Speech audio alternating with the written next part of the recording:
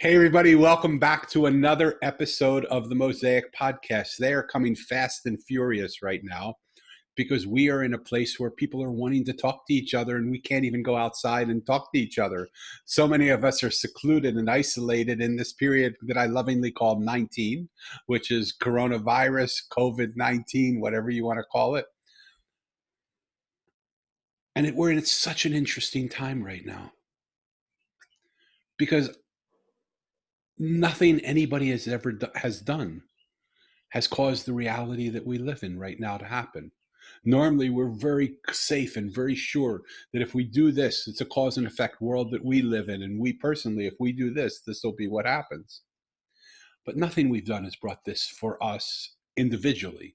We've done something collectively as a nation, as a world that may have brought this. But this is a small invisible virus that transfers from one person to another. And the tricky thing about it, for those of you who are not in it with us right now, which is all around the world, but you might be listening to it a year from now, is that people that are perfectly well or seemingly perfectly well are carriers of it. So there's this sort of general sense of everybody's locked down, and it's starting to ease up now a little bit, but not that much. And we'll be on lockdown for probably quite a bit longer. So the beauty of this moment is, what can we do in this moment that can create a cause and effect within our own life? And one of the reasons why I'm excited about today's guest is because she's someone who we're going to discover together. I don't know her. I'm going to discover her today on this podcast, just as you're discovering her. And it's one of the things that I like about her the most. But let me read her bio to you and give you a sense of what I think that's going to mean for us, okay? Michelle E. Watson is passionate about helping women tell their stories so that they can find healing from chronic pain induced from emotional and mental trauma. She's the founder of both the Peaceful Heart Coaching and the Charming Artist. And she uses art of many forms to entertain and inspire others. She has a book called Peaceful Heart, Healthy Body, and it's a memoir of one woman's journey to find the balance between faith and knowledge. Michelle has experienced every type of healing available. She's endured surgeries, experienced miracles, and known the power of God's presence. What do you do when doctors can't tell you what's wrong? Who do you turn to when you need answers but none can be found? Michelle, through the course of those questioning processes, knows the only one she can turn to when there's no one else there is to turn to God. When doctors don't know the answer. But fortunately, Michelle has lived through it all. And she now shows you how to have a peaceful heart, a healthy body, and a good life. You're going to want to know more about her, so I'm going to give you the website right up front. But we'll put it, it's in the show notes. You don't have to worry about spelling it or getting the spelling. We'll say it again at the end of the show. It's michelleewatson.com. Michelle, I want to thank you for being a guest and coming here and giving us your time. And those of you who are listening, get ready. We're about to move into some beautiful places. Welcome, Michelle. Thank you, Daniel. Okay, that's just a thank you, Daniel. I like that. So, as you know, we don't know each other. We know each other all of about 18 seconds. Yes. So Michelle, in your bio, it hints at many things. But before we get there, let's get a sense of your background a little bit. What did your parents do? My dad worked for a company called Hackney, and that was in Enid, Oklahoma. He actually just retired from there recently, and he made steel parts for oil pumps, because as you can imagine, Oklahoma being an oil state, that's most of what they did, as far as I know. But they welded, molded, fabricated steel parts. And my mom has done lots of things. she's kind of a wanderlust type person. And if she doesn't change geographical locations, she changes jobs. And so she, we'll just say she was a secretary for most of my childhood, Mhm. because that's the easiest way to put it. Now she does more law enforcement and security type stuff. But that's what they did. Wow. Yeah. So, and just give us 2 or 3 lines of what you do, because what I'm really going to be looking for is how did this come from that? I am an author and speaker. And of course, I have the coaching business. So, but coaching is speaking, really, as far as what I do. Not all coaches are speakers, but what I do is speak and write. Fabulous. So, how did an author, speaker, and writer come from a man who works in a factory welding pieces together, so to speak, Mhm. and a stay at home mom who has a little bit of wanderlust? How did you emerge from that environment? Well, my mom didn't stay at home. She worked all the time, but she changed jobs frequently, I should say. Change job. Yeah, she so how that came about, yeah, I think I have a family of creatives. They just don't pursue it. My dad played the accordion in high school. We have the yearbook pictures to prove it. So that was my first instrument. And I just always, as a kid, wanted to grow up to write stories. I wanted to be a biographer specifically because I like doing research and taking all the research I find and putting it into a document or a book that somebody else can read and learn from. And I like biographies because they're real life stories that people can really relate to and be inspired by. And my mom also, when I was a kid and when I first started playing accordion, my mom played accordion as well. Wow. And so, yeah, she played for the church during, like worship time. And so I've just always been musical. When my accordion teacher moved away, I switched to the piano. In 5th grade, I played the clarinet. In 6th grade, I played the flute. And so just being creative has just always been a part of who I am. So if anybody out there needs a band and wants to, can only afford to hire one person, you got Michelle here. Um, so from being a creative, from being a musician, from writing stories, what were some of the stuff that are alluded to in your bio that talk about the challenges that you faced and the surgeries that you had and the health issues that you came across? Um, why don't you speak about that? Because I think that's going to be the meatiest conversation we're going to have here from what I'm sensing. Okay. Well, I first started I first started experiencing lots of pain when I was 8. And I had they were headaches that I started getting when I was about 8 years old. I had those for 30 years until I was just instantly healed. Um Hold and it, hold it. then You gloss over that so well, quick. All right.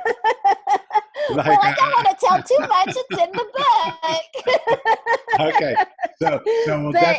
we're definitely going to recommend that people get the book, and that book is called Peaceful Heart, Healthy Body.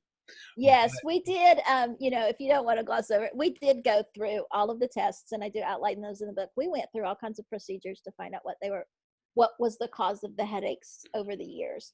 And And when I was what did they find? Did they find nothing, any? So they nothing, couldn't. And were these migraine headaches? Were they just painful headaches? What kind of headaches were they? they were migraine headaches. Um, headaches are such a pain in the butt No, they're a pain in the head. for for the patient, because you can see 6 different doctors and get 6 different opinions on Yeah. what kind of headaches you have, and getting doctors to agree that you actually have quote unquote textbook migraines is not easy. It's not easy at all. And I was fortunate. Well, I don't know, after 25 years of headaches, I don't know how fortunate I was. But I finally found a doctor who said, you come in here with headaches quite a bit. And I think I'd only seen her twice for headaches, but it was enough to alarm her. She said, I'm sending you to a neurologist. So she sent me to the neurologist, who actually agreed I did have migraines. But there still wasn't a cause for them. She did a CT scan. She did, everything that she could. And all she could really do was put me on a preventative and a good medication for when the preventative didn't work. And did the so that was medication, did the medications work? Did they help to relieve the pain, or did you still have the pain with the medications? the preventatives worked, but the preventatives were anti-seizure medications. So they were neurological medications. They weren't really specifically for migraines. They had learned over time and experimentation, whatever, that they worked for migraines and preventing them, but it's because it interrupts your neurological system, not because it's actually stopping the headache. So being on the medication cut down on the frequency of the headaches, but I'd still get them, and they So still had no frequency, you would reason. still get them. Would you get them? Did it cut down the frequency from set every day to once a week? Did it cut down the frequency from 2 times a day to 1 time a day? Did it, what were you living with before the medications came to help relieve it a little, and what were you living with as a result of the medications? Honestly, I'd like to give you specifics, but I don't remember. Okay. It's there because there were periods where I would get headaches every single day. And then there were periods where, I might not get one for a week. But what drove me to the neurologist was that at that time I was getting headaches every single day for like a month or two. Wow. And um, I stayed on the medication she gave me, and then we moved. My husband was in the military, and he got transferred from North Carolina to New Jersey. And I had so much trouble my whole life finding a doctor who would treat my headaches and confirm they were migraines and everything. I didn't want to go through that process again. So I just quit taking the medication, and the headaches, of course, came back. Yeah. And so, I got a really bad one. I mean, the headaches, they were so bad I couldn't move, and I could barely make it to the restroom, and I'm just laying there in bed. And so I got this particularly bad one Saturday night. And I was lying there in bed, and I said to God, I said, this is not glorifying you that I keep getting these headaches. Because I've been a Christian all of my life, but my husband is not a Christian. And I said, this does not show your power to my husband that I get these headaches all the time. Right. And I said, I just pray that these headaches would start to diminish until I just don't get them anymore. And the next day I got up and went to church and asked for prayer. And the elder who prayed over me prayed almost exactly the same thing I had prayed the night before. And I didn't get the headaches anymore. Now, that's not to say I don't ever get a headache at all. Just by nature of being a woman, I get them sometimes, occasionally, from month to month. But I don't get those debilitating, throw you on the floor and make you crawl type migraines anymore. So, and that's been, let's see, I was 38 about then, and I'm 45 now. So in 7 years, I haven't had one of those headaches. Fabulous. Yes. So if you step back, and I know the easy answer is somehow a miracle happened and God came into your life and changed it. And that might be the end answer. Sure. But you've been a Christian your whole life. I'm sure you prayed to God other times Sure. that it be taken from you, that it be relieved, right? Because there's something about the nature of prayer that I want to try and identify here, and I want to try and zero in as best as you can. Okay. Because what I believe, and part of what this podcast is all about, is those pivot points. Hmm. Those moments where we think that life will always be the way this is going to be, Right. but then there's a pivot that happens, Hmm. and it's never the same, right? Right. And yet, because it always happens the way it always happens, we sort of sometimes tend to lose hope in those pivot points. We're all excited about them when we first start, and we say, "I'm a Christian. I'm going to believe, and God will take this, and Jesus will take this, and Hmm. I'll be fine." And we still have it, and we have it for Yep. 25 years, right? Right. Yep. And so, what I'm trying to get at, if in a long question, all too long, pardon me for rambling on, It's okay. but what was it about that moment? What happened in that moment that allowed you to receive the blessing and then receive it again when the elder in the church prayed for you? What changed, if you can identify it? Honestly, I think it was my own willing to tolerate what was happening, because I've noticed from other miracles that I've had, um, it comes to a point where you're just not willing to tolerate it anymore. Yeah, you want to pray and you have faith, but then it's kind of like, but if God doesn't do it, I'm still willing to tolerate it because I still want to believe and have faith in God. But the greatest miracles happen, whether they're long term, whether you've suffered from something long term or short term, happen when you're just not willing to tolerate it anymore. So go into that. I love that.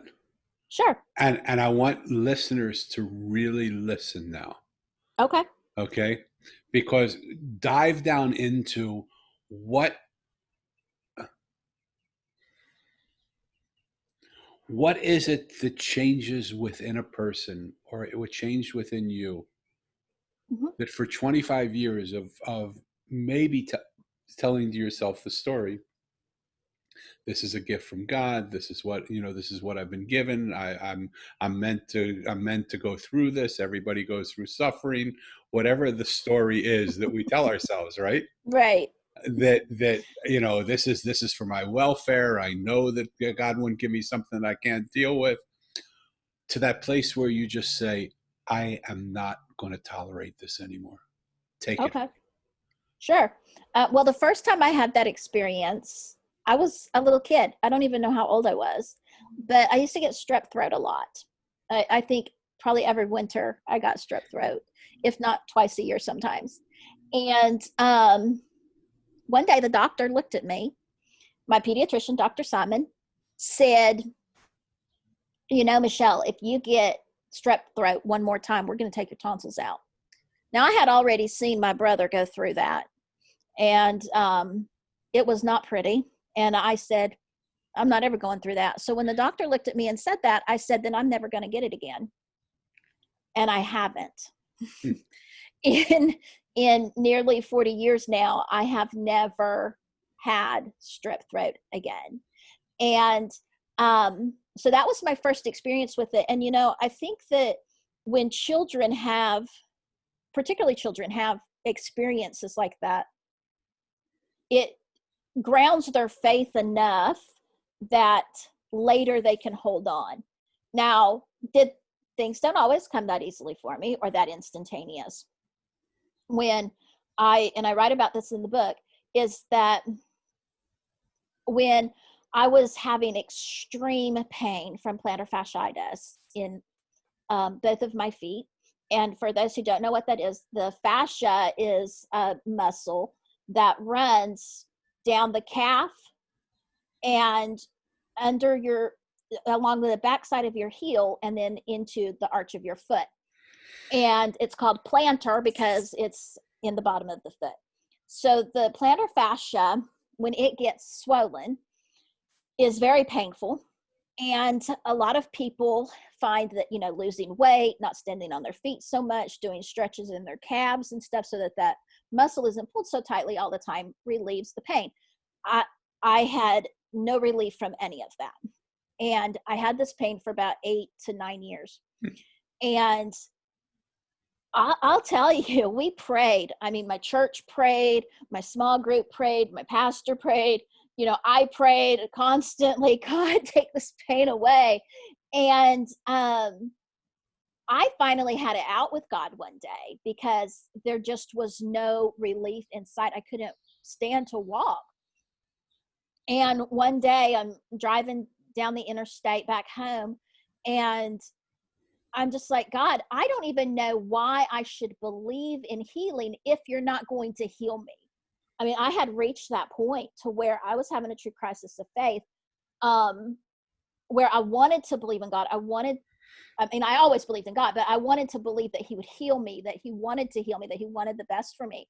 And I did not want to go through another surgery. I'd already been through a few, and I just was done. And I said, I don't want this surgery and I don't want to do it. And I was really angry. And I did eventually have the surgery. But in that moment, I knew that something had to change in me, that I couldn't stay angry at God, that he doesn't do things to punish us, to teach us a lesson. I don't believe any of that. Because, the truth is that we live in the world we live in, and we're all in bodies that deteriorate over time because that's just the nature of Earth. And so sometimes things just happen. And I came to a place, we searched, doctors and I went through two rheumatologists, none of them could give me any answers. But I searched really hard for about a year or two to find the cause of my bone and joint and musculoskeletal problems. And I could not find any answers. And it was the most frustrating time of my life. And it wasn't until I finally said, okay, God, I accept this is who I am, that for whatever reason, you're going to allow me to go through these surgeries, then I'll go through them. In that moment, when I was willing to say that, was when I finally had peace. And I could say, okay, I can make it through this. And I did eventually have surgery on both of my feet to relieve the pain. So I'm trying to put together a strategy or a thought process or a heart surrender or a certain type of prayer that seems to manifest, but it doesn't seem that one follows the other, follows the other, follows the other. It seems like they are individualized situations. And first of all, it seems like you came in with a bunch of stuff going on. I mean, having migraine headaches at 8 years old, having plantar fight, whatever it's called, Yes. going through your body and hurting, having other stuff going on with you. Was there any point in time when you would ask God over and over and over again to heal you and you weren't healed, that Uh, you said, the plantar fasciitis would be the greatest example of that. Yeah, because I did. I asked over and over and over again. and what gave you the strength and the courage to say, to not say screw this? I mean, how can you treat me this way when I love you this much? Well, because I don't think it comes from God. I don't think God treats us that way. Okay, Um, great. I think that we just have to, um,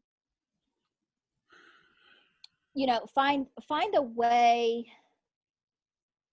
to understand his will, or even not, if we don't understand it, to accept it. Because here's what we know is that God doesn't cause bad things to happen, but he knows they will, because we live on earth where evil exists, and so bad things will happen.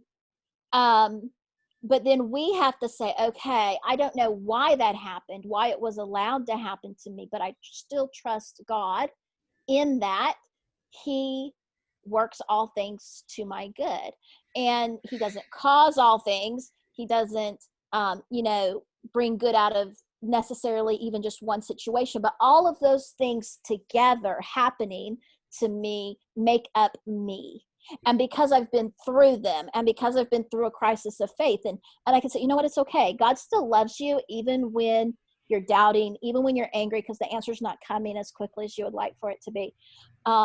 God still loves you, and he's still there for you with open arms. And So because So I've been through that, I can walk other people through that. I love it, and it also sounds. So let me try and understand, because I'm trying to put myself in the place of the listeners who maybe have the faith that you have, maybe don't. But Sure. how do you then come to a place, if God doesn't create it or isn't involved in it, where you have it all out with God, where you sit with him and say enough's enough, right? Because like, Right. if it isn't his fault, if he's not causing it, then why do you stand up and say, like, where do you get to that place where you fight him and say enough's enough, you can't do this anymore? Like, what are you doing? Like, what I want to get at is underneath the story. Okay. I want to get to the place that's really real, to Well, that place because that, hold on just 1 minute, let no, me go set it ahead. up a little bit longer. Because everybody who believes in God believes in God, and we make beautiful, um, we make beautiful lives and beautiful stories out of Hmm. our belief in God, and we can say He's always there for us, and He comes with us with open arms. But I imagine sometimes that's hard to feel when we pray over and over and over and over and over again that He take our pain, and we don't seem to get a response. Right. I remember there's a story of Saint Teresa of Lisieux, and she had a vision of Jesus while she was praying, and she said, um, Jesus, finally I see you. You're here. I have to ask you.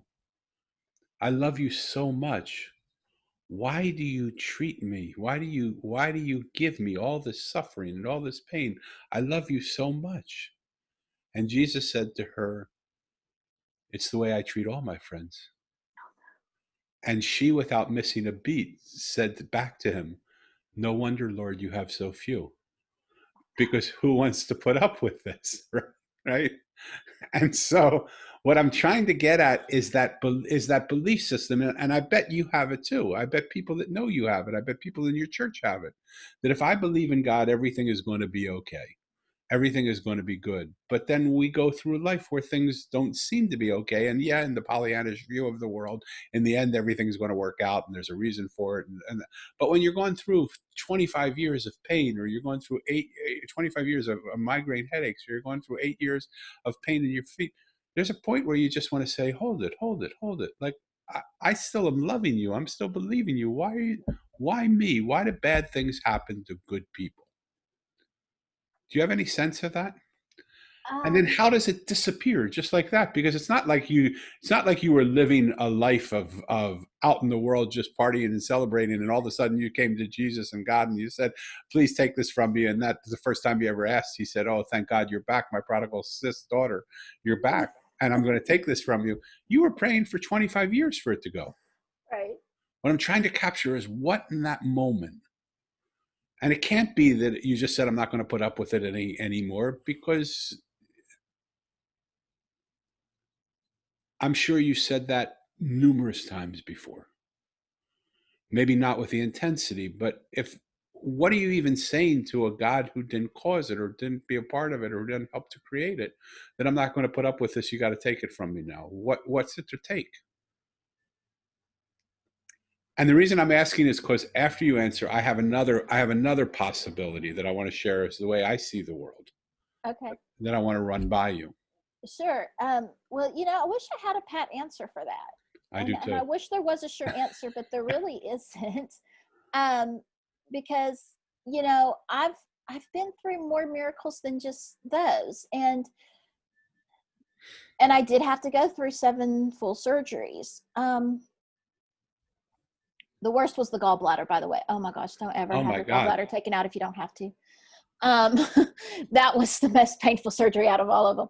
The But I don't know how. I don't know the difference. All I know is what I experienced, and what I experienced was 30 years of migraines gone. And even after praying for my healing on my feet for years, I still had to go through the surgery. Yeah. And I don't And I never got to a place where I saw it as God treating me a certain way or not. I just didn't understand why a God of healing wouldn't heal me Right. from that particular ailment. Yeah. And but it never caused me to not believe he loved me.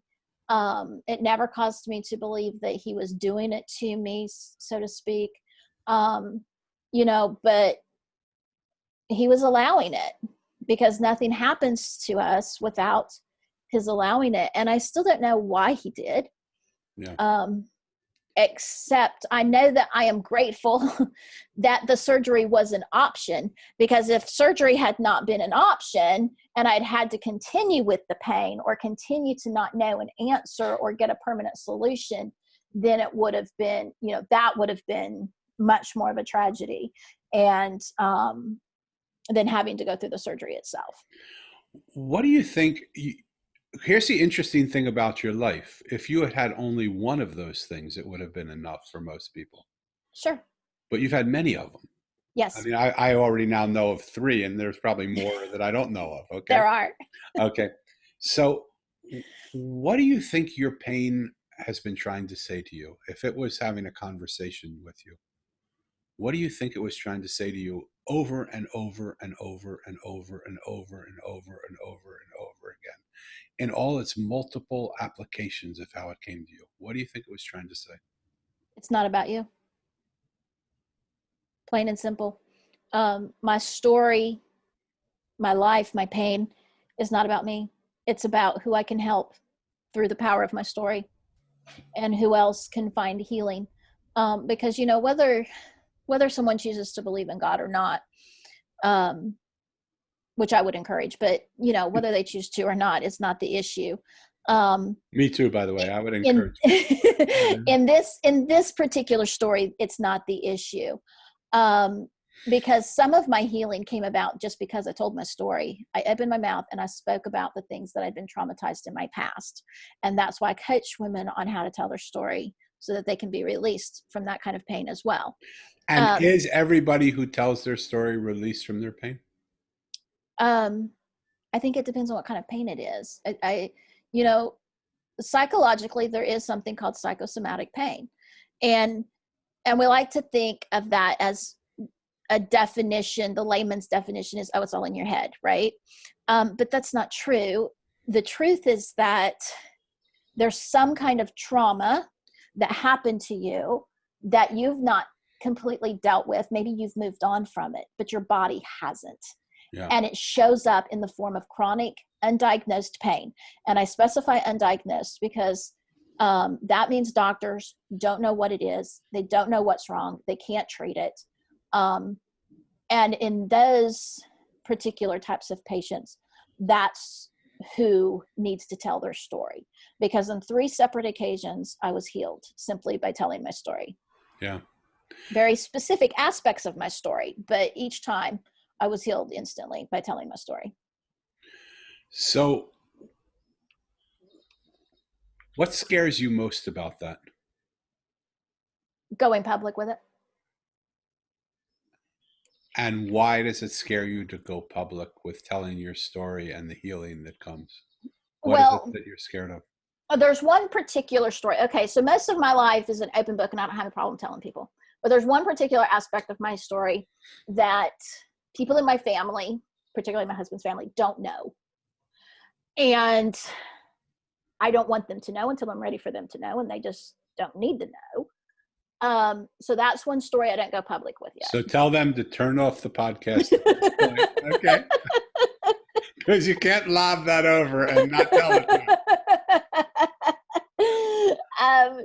Yeah, I can. I'm not going to tell you. But I will tell you what happened. Because this is not in the book. This is a bonus story because it happened after the book was published. I had started developing pain in my neck. The pain in my neck was so bad I could not turn my head. And it was getting worse. My neck just kept getting stiffer and stiffer and stiffer. And I had already published the book. There's 2 stories in there where I'm healed just by telling my story. And I'm in my car one day, and in my spirit, I hear, you need to talk about this specific instance in your life. And I said, no, I would rather go through the surgery. And the pain got worse, and I was looking at surgery. And so I went to the doctor, and he did an MRI, and he said, you've got arthritis, 2 herniated discs, and bone spurs. And we want to go in and remove all of that. And for the first time ever, when faced with the surgery, I broke down and cried because I'd seen my mom go through that surgery. I had, and I've seen the after effects of her living with the side effects now. And I said, I don't want that surgery. And it totally scared me. It was the first surgery I was ever actually scared to have. And so I said, well, I suppose it's time to listen and go ahead and talk about this particular aspect of my life. And so I went to my doctor. My doctor had a counselor on staff, and he's a pastoral counselor. And so I went and I sat down with him, and I said, I need to talk about this part of my life, and here's why. And I told him, and he said, okay, so, let's explore that. And he helped explore a few more things with me. And I got up, and the pain was gone enough that I haven't had the surgery, and I'm not going to, and I can turn my neck. Your listeners can't see me, but you can, because we're recording on Zoom. And so I can, and the flexibility came back and everything, and I haven't had the pain since then. So somehow this story creeps into almost every podcast that I do. Yes. And so I would like to share it with you if I could. It's a pretty intimate story about me and my daughter. Sure. I have the honor of having a 30-year-old developmentally delayed daughter. Okay. Along the way, some of the times it didn't feel like a big honor, because you don't see it if you're listening, but my beard is gray, my hair is gray. And I think every gray hair is a result of something that happened between her and I, that just, perplexed me, because she doesn't have the ability to speak like you and I have. Okay. And people don't understand her. Sure. And so when she speaks, most times she's not understood. I've been with her so long, and over the course of so much time, that most of the time she speaks, I get what she says somehow. But we're not talking about Kant and philosophy. We're talking about just, what do I need? Am I hungry? Am I not hungry? Very basic things. Mm-hmm. But sometimes I don't even understand that. Okay. And when she speaks to me and I don't understand it, then what she'll do is she'll start to yell. Okay. And so she'll yell, and like I say, and over, and I'm memorizing the story now, almost word for word. But sometimes when she yells, she changes the way she says it, because she's saying it a little bit louder. It changes the word she's saying a little bit, so that I actually go, oh, now I get it, I hear it. But it wasn't because of the volume; it was because of the change of pronunciation, because the volume wasn't what was missing. But most times not. Most times I still don't hear it. It's just now louder and more. And then when I don't get it that way, then she'll throw a tantrum, because she's so frustrated. She wants me to get what she's saying so much, and I can't get it, that she'll just throw a tantrum. And that could be in the middle of a store. It could be while we're having dinner in a restaurant. It could be at home when it's just her and I. It could be while she's taking a bath. It could be any number of different situations where anytime out of the blue, it just seems random, this tantrum just comes. Okay. When I still don't get it then, which I hardly ever do, because it's almost impossible to get then, she'll attack me. She'll try and bite me or rip my shirt or do something, because she just wants to, she doesn't know how to contain herself. Right.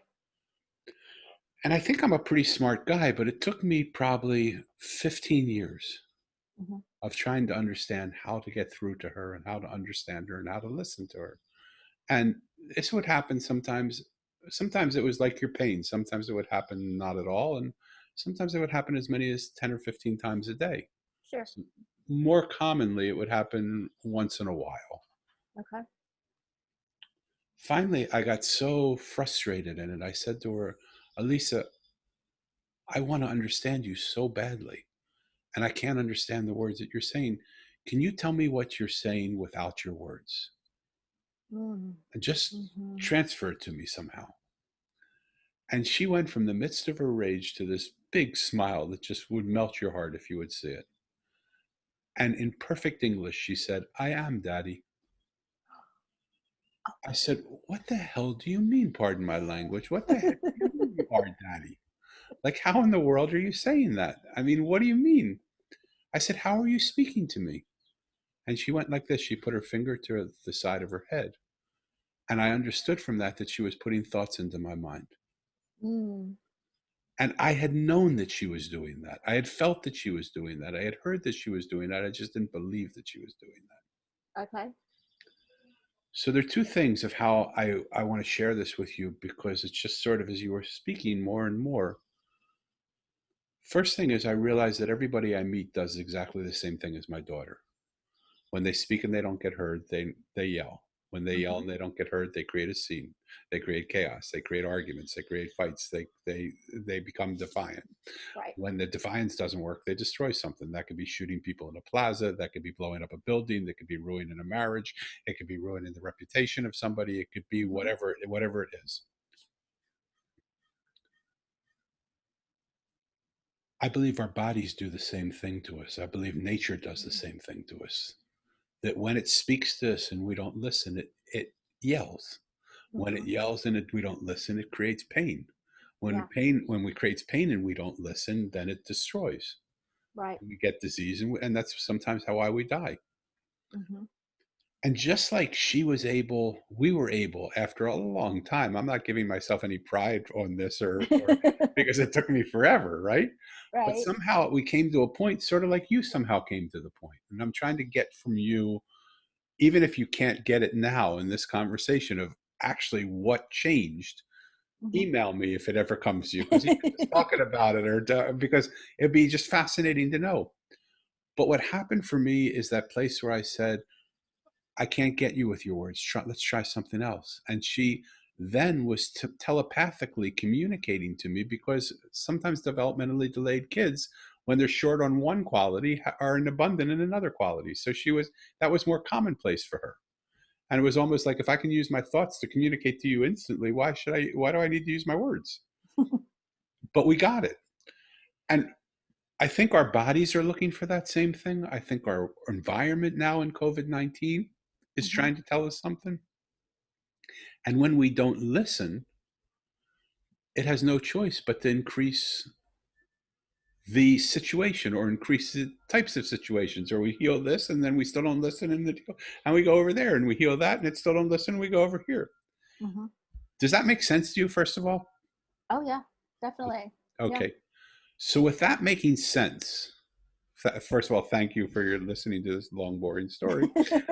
But with that making sense, what do you feel your body, your spirit, your situation has been trying to say to you over all these years? That even as you heal it, it comes back to something else comes. And if you heal that, something else comes. What is it that it wants you to know that you haven't quite gotten yet? Because if you really got that this was not about you, it wouldn't need to keep coming to you. You got that already. You don't need to, right? You don't need to keep having more things happen, right? You with me? This is true. Right, Like, right. as soon as I found a way to listen to my daughter, she never screamed, she never tantrumed, she never attacked again. Right. Because Yes. she doesn't need to. Now she gets to that place, and we point to my head. She says, "Okay, there, we get it. We transfer. We understand." She feels heard. She feels loved. And even if I don't get it, I'll say, "You say that better than anybody's ever said it."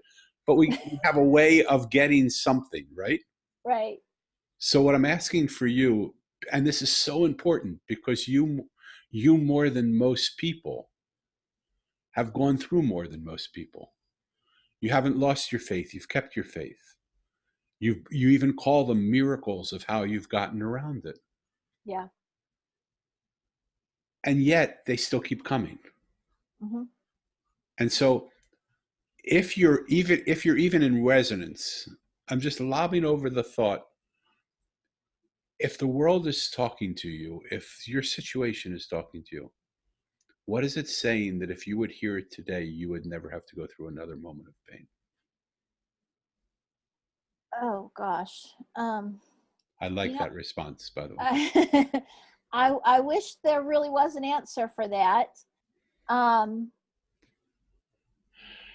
because I think that I think a couple of things. One is that each trauma or event in my life that I went through, just my body held on to it a different way. Whether it was pain in my hip for several years, intestinal issues that doctors couldn't diagnose for years. I went through 4 colonoscopies and they still had no answers for me. Girl, you're a mess. and and I was healed when I told my story, but it was a very specific aspect of my story that I finally told to receive that healing. And the same thing with this pain in my neck, right? That started last year.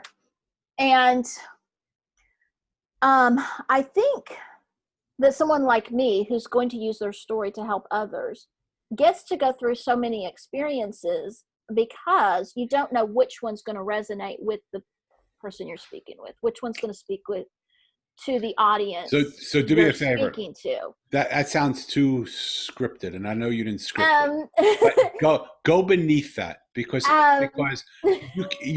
you're never going to be able to experience every pain that everybody experiences. No, that's true.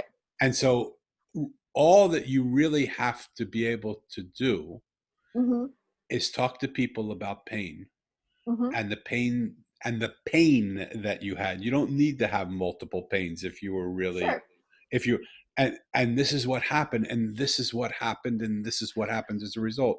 What I want you to know, and it doesn't even have to happen in this call, in this podcast, but I'd love to invite you to go, because this is the work you do with people. I would love to invite you to go underneath the story of the story. And what story still needs to be told by you to remove all of the pain now? Because now, like what I hear when I hear you saying this is a new story's emerged. No. which let me stay with me a minute. Which is, I need to go through all these pains because I don't know which one is going to resonate with somebody. And so I just want to continue to open myself up to experience all the different pains that I can have so I can relate to people. Well, that story isn't a real story. It's not a sustainable story. Sure. Well, I think that here's the thing is that, like I said, your body reacts to the different traumas different ways. Now, if I had sat down with a counselor long term over the past 5 years and dealt with my life little by little, I probably could have gotten rid of all the pain at one time, but I didn't. I sat down with my pastor once, told him my life story, got out pain-free. I sat down. Actually, I didn't even sit down. I just started speaking about my story. And my healing started to manifest itself as I told my story to the public, to my friends, whoever. And then with my neck, I sat down, I talked to a counselor once and got done. Now, if I had continued to meet with any one of those people and continued to talk things out, probably the physical healings would have come sooner, but they didn't because I dealt with them in stages. Does that make sense? That's why I had to go through with them. It's not because God put me through them, and it's not because it makes my story better. It's because I didn't deal with my whole story all at one time. So I want to rewind because I love when a story comes full circle a little bit. Sure. And when I asked you what your greatest fear was, it was being seen. I think you said something like do you remember what you said? Oh, that one particular story going public. That one particular story going public. Okay.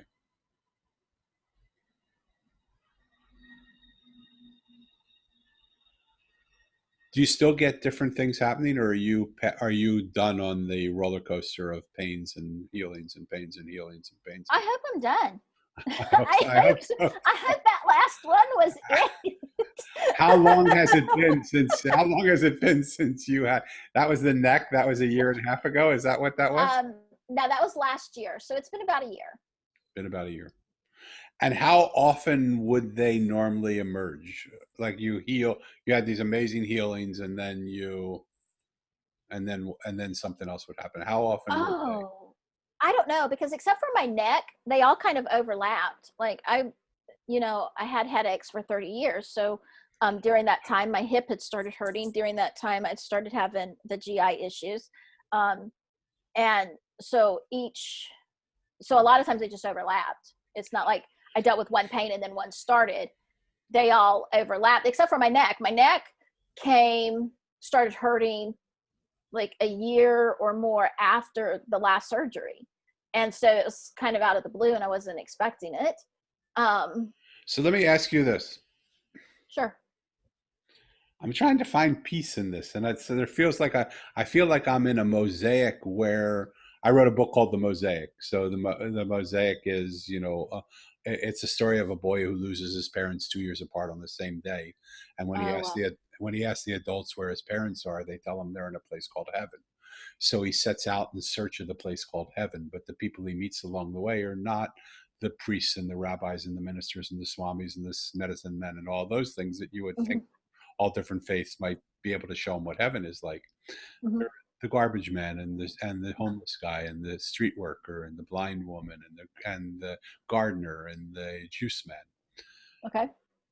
And he wonders, why am I meeting these people? And he says, I'm here. Why don't I just not worry why I'm meeting these people? Why don't I just listen to their stories? And when he listens to their stories, what he says in 100% of the cases is the person he thought they were when he walked up to him is not at all the person they are when he walked away from them. He met them and they're an entirely different person than the person he first saw. And when that happened to him over and over and over and over and over again, he realized that the world he sees is not the world that is, it's just the world he sees. And that if he could see the world that he doesn't see, he would see something spectacular. Okay. And at that moment, he looks over to the right and he sees a monk unzipping the sky and walking him through and inviting him to come to a parallel reality where he meets the wise one who's the keeper of the mosaic. And he has an experience, and hopefully you'll read it. And I don't want to ruin the whole story for you, but that's the place that I'll pause. But do you believe this statement? We can only see what we can see.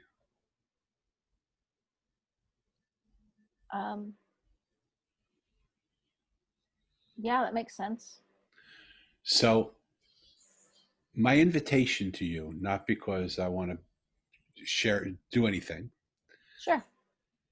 The story of your life has been riddled with stuff Mm-hmm. that seems like incidentally over time you figured out a way to heal those things, but then other things have come. Mm-hmm. And I would like to ask you to, maybe you know the answer now, but if you could slide all of that to the left, Mm-hmm. what would be behind the stories that you've made up of those stories? What's that one story that sits there that if you were to listen, like your grace has come in telling your story? Mm-hmm. I want to lob over the net to you for possible volley. Okay. You can let it go to the back gate fence, okay? It doesn't matter. What if the story that you're telling is for you to listen to, not for anybody else? What would your story be saying to you that would then annihilate this on again, off again, healing, pain, healing? Like, you don't need to live a life of 40 miracles. Right. Like one miracle is plenty, right? And what a beautiful life you have that you see these miracles and you look and you call on it and somehow these come to you. But wouldn't it be beautiful to have a miracle that takes away all the other? That there is no need for a miracle. The miracle is there's no longer a need for a miracle because everything is miraculous. And in that miracle, you don't have to go through this pain that you go through. That would make life rather boring, don't you think? Oh boy, if that's your story, no wonder you got caught on.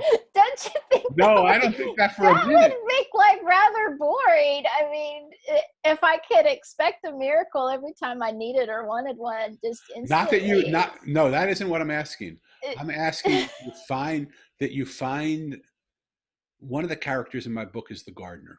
uh-huh. And the gardener, make a long story short, I'll condense it because I tell it in so many podcasts. I don't want it to always be on the podcast. Sure. But he says, until you pull a weed out from its root, the weed will continue to grow. Sure. But once you pull the weed out from the root, it doesn't grow anymore. There'll be other weeds that grow, but they're if you do daily maintenance of your garden, those come out like taking a hair out of a glass of milk, right? They're just that easy. But when you get that weed that you grab the clump and you pull it and it breaks, that weed is buried Uh-huh. in there. Sure. A life of constantly weeding the garden is beautiful. You have a beautiful garden.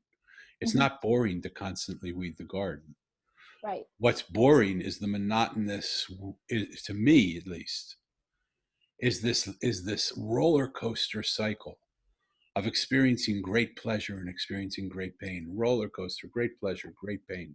Yeah, Having great pleasure only to have great pain again. That to me is a monotonous, boring life. it is. And so, but if you hold that life would be boring if I was pain free all the time, if you hold that life would be boring if I just could always call in miracles and they would happen, then you're co-creating the fact that you need another excitement to give you a reason to call in a miracle. Does that make Okay. sense to you? Yes, it does. It does. And I made reference earlier. If I had sat down,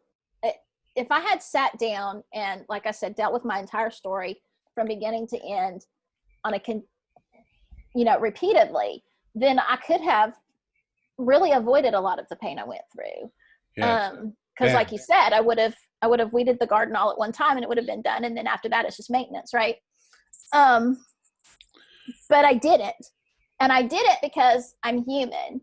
And I don't want to have to go see a counselor. I talk to people sometimes who've been seeing counselors for 3 years, 5 years. Yeah. And if you have to, that's great. It just doesn't suit my personality to have that rigorous a schedule to sit down and talk to somebody that often. Totally. And I'm not even suggesting you talk to a counselor. I'm just what I'm suggesting. If you go back to the story of my daughter, that when we listen and we finally allow everything in life to communicate to us and tell us what we're saying, then it doesn't need to act out. So what I'm trying to say to you is, in the telling of your story, what could you hear from your own story? Not going to a counselor, not making appointments, not losing all your money into somebody else's pocket, right? But what could you hear in the stories you're telling that would annihilate, that would make it no longer necessary for your story to have to be one of destruction, one of pain, one of chaos? But it's just a whisper, and you hear it, and you listen to it, you respect it, you deal with it, and you go on to the next one. I think that's the key, is to deal with it. So much of my story comes from trauma that wasn't dealt with, right? And then when I finally dealt with it was when the healing came. I think that not just but if everyone would learn to deal with those situations, meaning not deal with is such a terrible word. If we would learn to express them, address them, handle them correctly as they happen, they wouldn't build up. There's a scripture in Deuteronomy, and I think it's Deuteronomy 21, that addresses what I think this is. And it talks about how if a woman is raped in one area, if she's raped in the country and she doesn't cry out, then she's not at fault, because there was no one around to help anyway. But if she's raped in the city where there was someone to help, then she is at fault. Not that she caused her rape or anything, but she's at fault because she didn't cry out, and she could have gotten the help she needed. And so I think that that's what we have to make sure people understand, is that you know, we don't go around stoning people because they didn't talk about their rape. Right. But there is in the spirit, there is a physical dimension to that, in that when we don't talk about these traumatic events, it starts to kill us. It starts to eat our bodies from the inside out. And so not just me, but All of us. but everybody, if we start to deal with those things that traumatize us in the moment that they happen or shortly thereafter, as soon as we're able to actually give voice to them, then we can avoid the long-term psychosomatic type pain that is a result of holding on to that trauma for years. So we're running over time, which is fine, but I just want to ask you, for people who want to get in touch with you to deal with some of those traumas, just tell us once again, how's the best way to get in touch with you? The best way is probably Facebook. I have a business page called Peaceful Heart Coaching, and make sure that you're looking for mine, though. There's two called Peaceful Heart Coaching, and one is New Age, and I'm not. Okay, will you do me a favor and make sure you email me that link? So I'll put that in the show notes also. The question I want to ask you is how I end every podcast. When you look out at the world you see today, is this the world you always dreamed that you would hand over, of wanting to hand over to future generations? Oh gosh, I don't know that I can answer that, because I don't think I ever gave it much thought. Take a moment. Um, It's either a yes or a no or a maybe. I never gave it much thought about what kind of world I wanted to pass on. So I guess I would have to say yes, just because I don't know. What is it in the world that you see that you could share with other people that makes you want to say yes when you don't know? What is it that you see in this world that you could give? Like, what's one thing people could see in the world that you see that would allow them to say, I'm not really sure. I never thought about what world I wanted to hand over, but when I look out, I would lean towards a yes, because this is what I see. What would that be? Oh goodness. You know, I see a world that is increasingly kind, that